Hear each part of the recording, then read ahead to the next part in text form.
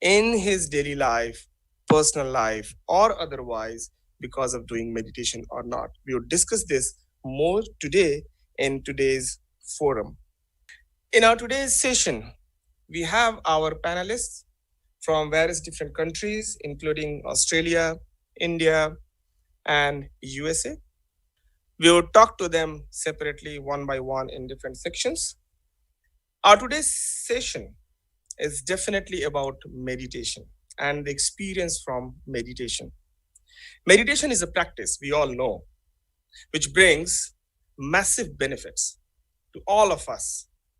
But to what extent it changes us, we need to investigate. And we'll talk more about these investigations through a seeker. Welcome, Abhinavji, on this forum. And now I'd like to hand over the forum to you to say about how does meditation change you? In which way you have felt the changes, and what are the three prime lessons from your side? Abhinavji. Thank you very much, Subhashji. Thank you for everyone for having me today. Welcome and greetings to everyone from around the world. So today's topic is very dear to my heart. The question that I asked at the very beginning 10 years ago was, I'm being asked to meditate. What is the value proposition? What changes can I expect? Does it really change you, or what is the process here?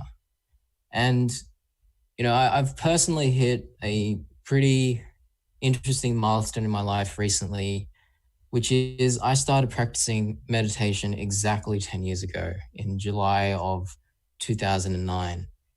And since then, I've been very lucky that I haven't dropped my practice for a day. And that's meant that I've spent about 10 minutes in the morning and evening practicing Vihangam Yoga meditation. And in reflecting on it, it's been very interesting and very unique. I grew up in Sydney, Australia, where we're exposed to many different ways of looking at the world and thinking about the world. And I remember when I was much younger, it's not like I'm much older now, but I remember when I was much younger, my life was very different. I remember I was probably a little bit confused about what I wanted to do with my life, as you are when you're younger. I remember I would have disagreements with the people I loved and care about, such as my parents, my younger brother. And as time has gone on, I've realized that a lot of those things have changed. And in reflecting on these things, I've come to realize that there's three things which meditation has really given me, which I wanted to share with everyone today. So I hope you'll bear with me today and find it interesting hearing about what I've learned. So, when I began on this path of meditation, really what I first wanted to understand was how do we define it in one sentence? Albert Einstein very famously said, if you can't explain something simply, you do not understand it as well as you can. And, in my journey over the last 10 years, I've been constantly seeking a way in which to define meditation for myself. And obviously, learn from the master as well as all of the people who have given me guidance. And I've arrived at a very simple way of looking at it, which has helped me in many ways. When someone says the word meditation to me, I really look at it as any practice which assists you in your ability to observe yourself. And, this is a pretty loaded sentence. It has a couple of things in it. But the key word is observing yourself. And, as we kind of learn in the modern world, observation is one of the keys to, learning about something. If we look at the scientific model, when we try to derive theories about physical phenomena, such as, say, the theories of motion, the theories of quantum physics, it's very interesting because we have an observer, which is usually the scientist or the person undertaking the study. We have an apparatus or the tools, the methodology by which we look at something outside of us. So we look at a system that is external, that is physical. And by observing the system, we come to derive an understanding of how that system works. And we can start to do very interesting things. We can start to understand the behavior of that system. We can start to optimize that system. Myself, I'm an engineer. I constantly look at systems, and my job is to optimize them, to look at how efficient they are. Are they wasting time? Are they wasting performance? And, it's a very interesting kind of way of looking at things. You're looking into something and trying to understand it. And the interesting thing about meditation is, in meditation, the observer is you, the system that you're observing is you, and the tool which you're using is meditation. So it becomes a very interesting model, and it becomes a very uncomfortable model because, if we were to compare two things, the last time you looked at your phone and the last time you really took a moment to look back at yourself and observe yourself, you probably find it to be astonishingly different, because we live in a world where everything is very fast paced and there's an information overload. And so, in meditation, what we see is we as the observers are trying to look back at our own self. And in doing so, we have a very uncomfortable experience at first. For me, I found that I was alone with my thoughts, and I would just, start to realize how fast my mind is moving, how many thoughts I'm having, how many wasteful thoughts I'm having. And it was a very astonishing experience, a very unique experience. And, I think one of the things which I very much learned early on was this discomfort is important, because looking back at yourself is arguably the only way you can improve yourself. And so I took it upon myself to continue on this process. And in the last 10 years, as I've gone along on this path, I've actually started to look forward to those 10 minutes in the morning and evening when I can just sit down and really observe myself and seek to understand myself better. And that really takes me to the 3 lessons which I have kind of come upon as I've progressed along this path. In short, meditation puts you in certain states of mind, in certain states of consciousness, and it gives you certain intuitions and certain capabilities. The first of these is self-awareness.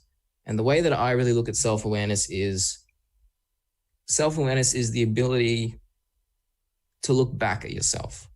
So you're not changing anything about yourself. You're not, you're not trying to,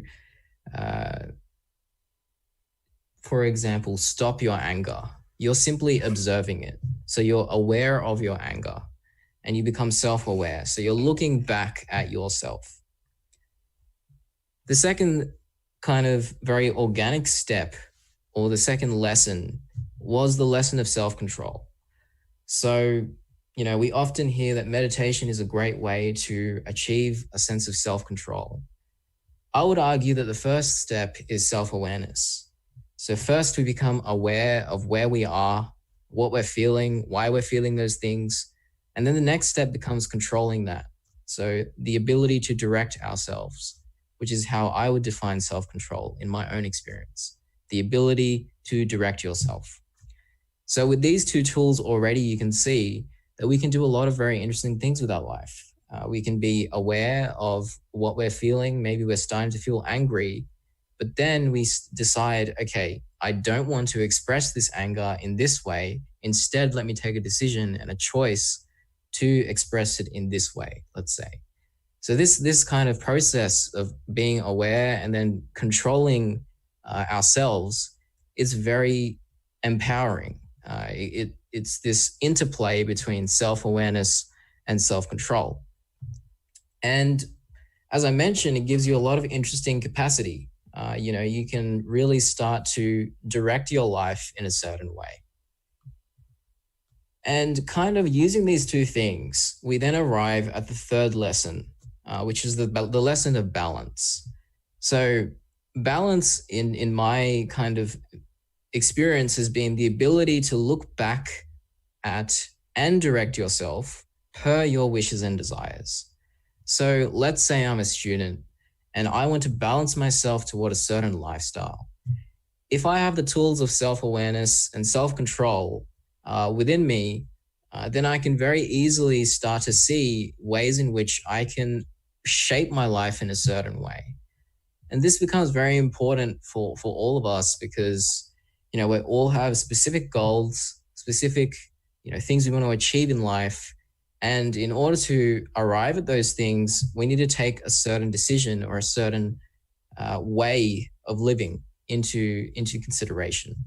So for a sports person, their definition of what they want to do in their life and what they want to do day to day will be very different to, say, a person who is, say, an engineer by profession.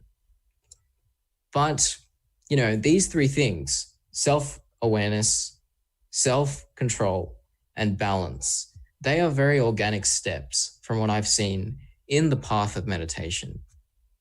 And it really brings me to one key question, which is the question for today. These are the three lessons from myself, the seeker. Does meditation change you? I've just spoken about these three things and how meditation allowed me to come upon these things, but arguably meditation did not change me. I would actually argue meditation gave me the tools by which I could direct the change in my own life. And that is a very key difference. Meditation is not you sit down, you get up, and you're a different person. Meditation is you sit down, you start to develop these tools within yourself of self-awareness, self-control, and balance. And you are then in control. You are empowered to change your own self. And there is nothing more freeing than that, more liberating than that. And, we can talk about these three things all day. But the short of it is meditation gives you back control of your life. And it makes you feel like you understand yourself better, but it also makes you feel more sensitive to those around you because you really start to dig into what it means to be a human being and what it means to live in the world. And so meditation does not change you. It gives you the means by which you can change yourself. And as we heard about earlier, this whole process is not done in solitude. There is always a guide. And, having grown up and lived in society where, it's all about individuality. You want to become the person you want to be. And you are empowered to do those things by your own self, by your own work, working hard, going towards the goals you want to achieve. But arguably, if you want to climb Mount Everest, the most sensible thing you can do is go to a person who's already climbed Mount Everest and get guidance from them. Learn from their experiences, learn from the mistakes maybe that made or the obstacles that come along the path. And in my mind, there is a person, there is a master who has climbed Mount Everest in every way possible. And so no matter where you start, no matter what stage of Mount Everest you're at, you can go to this person and seek guidance. And, I think this is very important because the difficulty of looking back at yourself is that, as I said, it's uncomfortable. And at times you can start to wonder who you really are. And without kind of a light, without a sense of guidance, without a person who can tell you this is who you actually are, it can sometimes be very confusing and very perplexing to go on this journey alone. And the metaphor we heard earlier of being on a boat in the ocean and, kind of aimlessly wandering and meandering, that is very much what it feels like. I remember I spent about 2-3 months at one point just doing a little experiment. The experiment I did was I am going to eradicate all sense of ego from myself. And the experiment was just that simple. Anytime I would say within my mind, I did this, I would replace that word with something else. I would try to remove myself from the equation completely. And as I went along this path, I realized that I was starting to kind of lose my own sense of who I was. And I was starting to lose my own sense of, what the boundaries were between who I was and what the world was.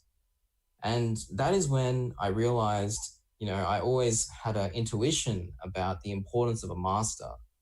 But in this little arc of a story, in this very insignificant, if you could call it, small experiment, I realized even more greatly how important it is to have someone who can guide you.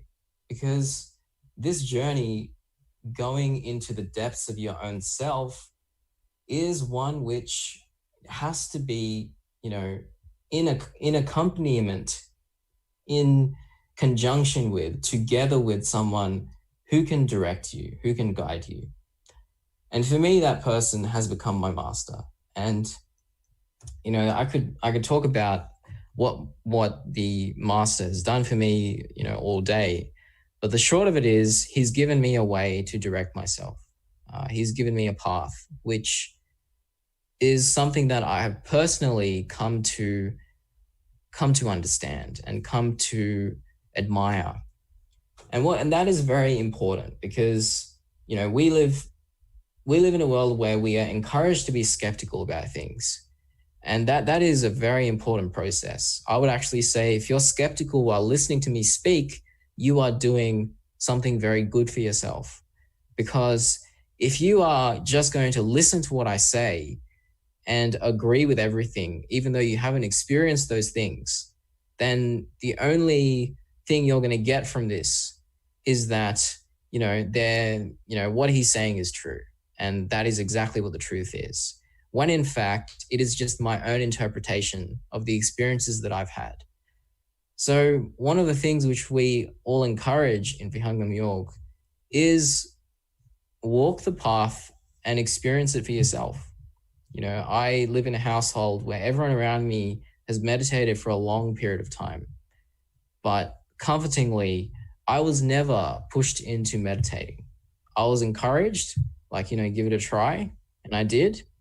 And 10 years on, I can very clearly say that these 3 lessons have shaped the way in which I live my life now. And even if the people around me stopped meditating today, I would still continue because I see the benefits for myself. But the last thing I'll talk about before I wrap up is this last lesson of balance. Everyone arrives at a different definition of balance in their own life. But in spirituality, what I've learned is that balance has to be structured in a certain way. It has to align with certain principles. And the reason why these principles are important is because they define what it means to be human. And I'll kind of leave it there. I'll leave it open for you all to think about. What are the principles which you want to use or you want to align yourselves with? For me, those principles are the principles of, tolerance, forgiveness, kindness, patience, and an array of others. But at the end of the day, the key principle to keep in mind is that we are all trying to climb Mount Everest. And at the top of Mount Everest, in the spiritual pathway, is an understanding of self. Without this understanding of self, living in the world is a very difficult thing to do because inevitably at some point in your life, in our lives, we will face a sense of confusion and a sense of where am I going? Why am I doing this? And without some kind of reflection, without some kind of direction, it can be very difficult to answer these questions. If I was to go back 10 years and talk to a younger version of myself, all I would say to him is, yes, life is confusing and it doesn't get any less confusing. But there are certain things you can do, certain things you can invest in, which give you an appreciation for what you currently have and give you an idea of what may be good to have in the future. With that, I'd like to wrap up, and I'll just mention these 3 lessons again. Self-awareness, the ability to look back at yourself. Self-control, the ability to direct yourself. Balance, the ability to look back at yourself, be self-aware, and then direct yourself through self-control, all in alignment with a certain set of principles. Meditation does not change you. It gives you the means. It empowers you to direct the change within yourself. With that, I'd like to end. Jasudev, and back to you, Subhashji. Thank you very much, Avinaji. Your words were so inspiring and so much of interesting words you have used. You mentioned specific few things, and in your 3 lessons, what I noted out, which you summarized as well, the self-awareness, self-control, and the balance. These are the 3 basically lessons which actually empowers any individual. And these should not be just in 1 day or 2 day thing. It's actually organic growth. To understand yourself better, look back, observe yourself on a regular basis.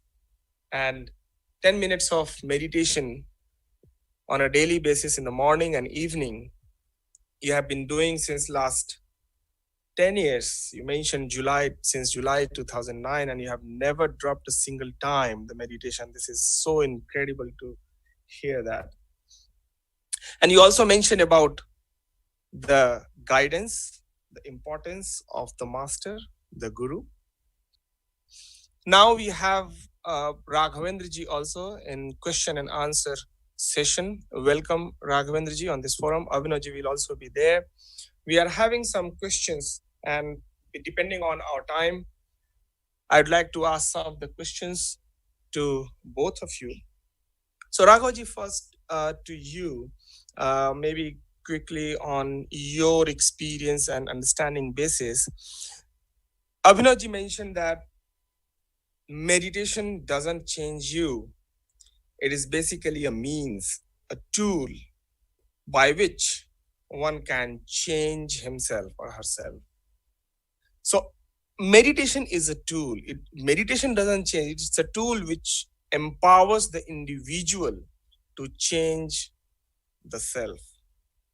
So on the basis of your experience, Raghavji, and your own practices, can you please throw some light on how meditation has been helpful and beneficial to you in your daily life as well as on your spiritual side?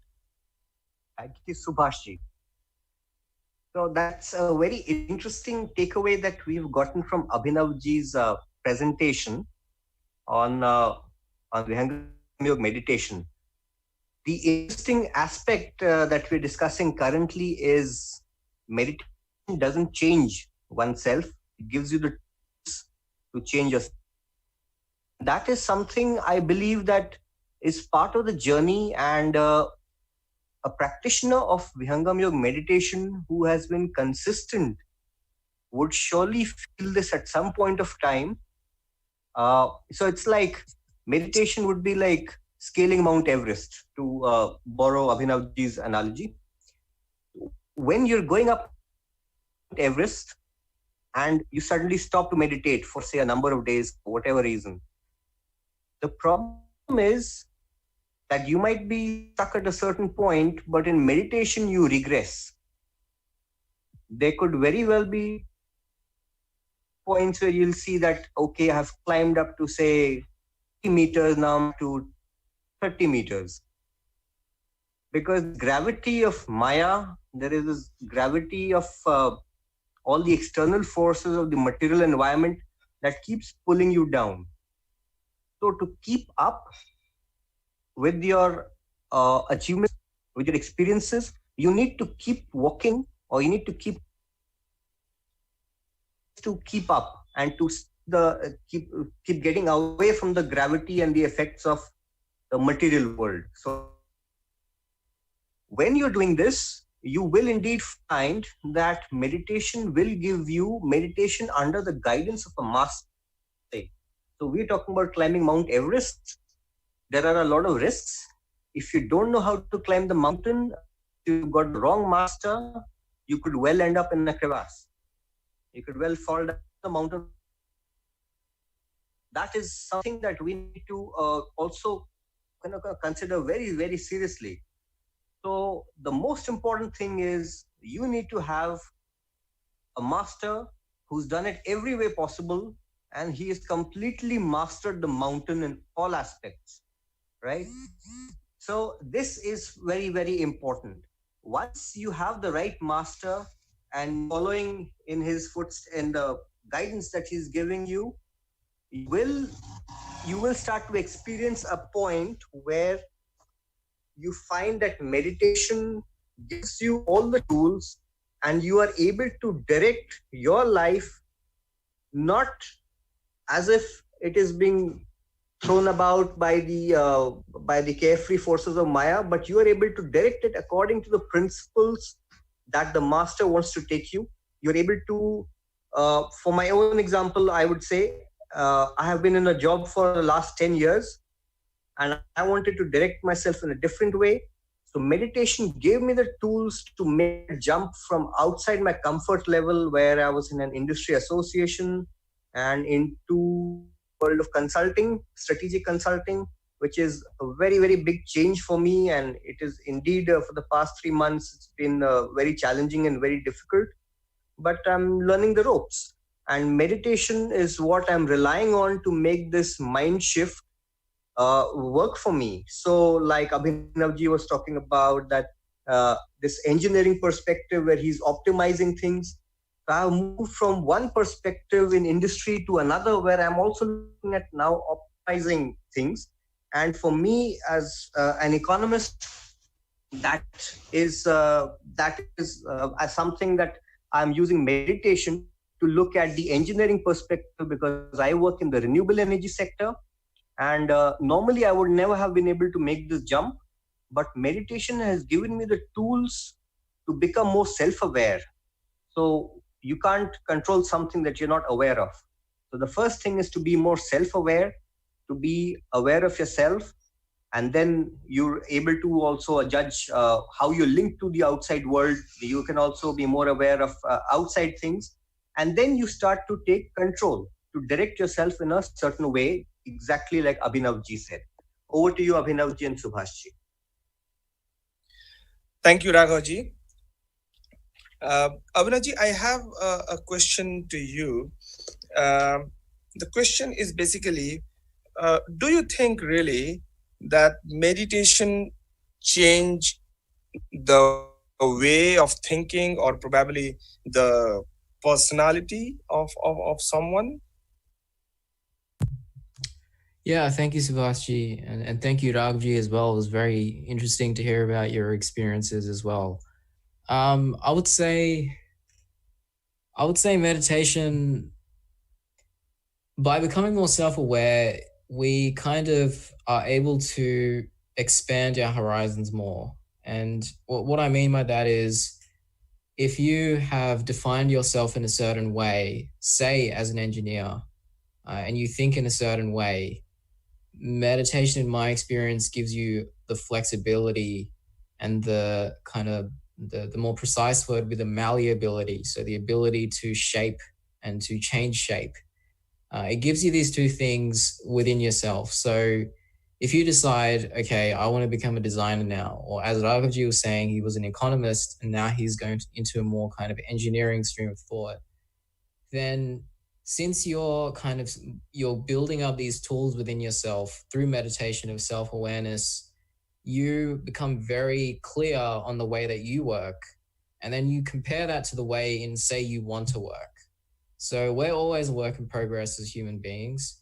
You know, for myself, I'm still trying to learn a really good way to schedule my life so I can do lots of different things that I'm interested in. And these different things require different ways of thinking, different kind of touches of personality and different forms of personality. Some require me to be more introverted. Some require me to be more extroverted. And, you know, the comforting thing that meditation gives me is kind of a way in which I can look at myself and then compare it to where I need to be. And since I'm malleable through meditation, I can then, you know, shape myself in that way. So I'd say meditation allows you to change your personality, yes, but it also allows you to come upon your true personality. So, I know for myself that I love people. I love being, extroverted, but I also know that I need time to myself at times, that I need to be able to kind of be with myself, think about my life, think about the world, and kind of philosophize a bit. So it's kind of allowed me to shape my personality, but also to understand my personality, to understand what makes me work, and to optimize that and change that where I need to. So thank you, Subhashi. I'll pass it back. Raghavji. Raghavji, Avinavji mentioned that he had been practicing Vihangam Yoga meditation since quite long, 10 years. One of the question is very much linked to that, which is asked by Kiran Prasadji. And the question is, I want to know how to improve my daily routine in a spiritual life. So Raghavendraji, you have been Vihangam Yoga meditation practitioner since quite long. I'd probably like to ask you, based on your experience, what would you suggest, Kiranji, about improving the daily activity or routine as far as the spiritual life is concerned? So the question talks about changes in daily routine and, like you said, alleviation of yourself in spiritual life. The three pillars that we always look at, and in fact, the four pillars rather, were satsang, seva, sadhana, and swadhyaya. When we look at the company of people, of like-minded people who are in a spiritual pursuit under the guidance of a fully accomplished master, that is satsang. Seva is when we work towards, not just a particular spiritual goal, but anything that helps achieve that spiritual goal. So you could be hosting a session at your home, or you could be helping someone else host. You could be indirectly hosting. You could be spreading the word around. That would be seva. Then would be swadhyaya, which means you could be reading up on something that empowers you in such a way that, yes, you can make out the difference. You know that you are here and you need to get to another point. So you need to make those changes in your routine. You need to understand, you get the ability to understand that, a theoretical ability, and the practical ability will come from sadhana. Sadhana means actually sitting in the meditation practice and calming your mind. When the mind is more still than it was before, from a previous state, you're able to see new things. You're able to see things from a different perspective. And like Abhinavji said, you're able to see yourself from the outside, you could say, like a second or third party perspective. Then only are you able to control. When you become more self-aware, when you're able to get that different perspective, then you're able to make those changes in the daily routine that the questioner on Slido has asked us. Otherwise, you're being pulled along the forces, and you're just another particle in the river that's being floated along with no sense of direction. So the sense of direction comes from awareness. You seek to control it along a certain principle that the master has given you. Over to you, Subhashi. Thank you very much, Raghavji. Very rightly said. It's meditation is one of the practical aspects through which one should be engrossed in his or her daily life, which would definitely bring lots and lots of positive changes in the life. Maybe that can be linked with the peace of mind, the happiness, maybe the hidden potential will regenerate again. And there are lots of many other things. To honor the time, probably we would have to stop the question and answer. There is one more question though, but I believe this particular question can be taken as a whole one session. And the question is about the lifestyle of a Vihangam yogi. I think right now we are not going to discuss about this particular question, but probably in one of the next sessions we would be discussing specifically the life of a Vihangam yogi. Thank you very much, Raghavendraji and Abhinavji, for joining us today for this particular discussion. To summarize today's discussion, the takeaways are: meditation actually is a helpful tool through which we can be more self-aware, we can have self-control, and we can have a balanced life as well. And these all will not go just in a 1 day or 2 day. We need to have an organic growth to empower ourselves. The guidance of the master, the guru, is the most important thing as far as we are talking about Vihangam Yoga meditation. With this, we would end today's session. We would like to hear more from you. Till then, meditate, practice, and be happy. Thank you very much for joining us today. And thank you to Avinoji, Raghavendraji. Jai Sadgurudev to everyone.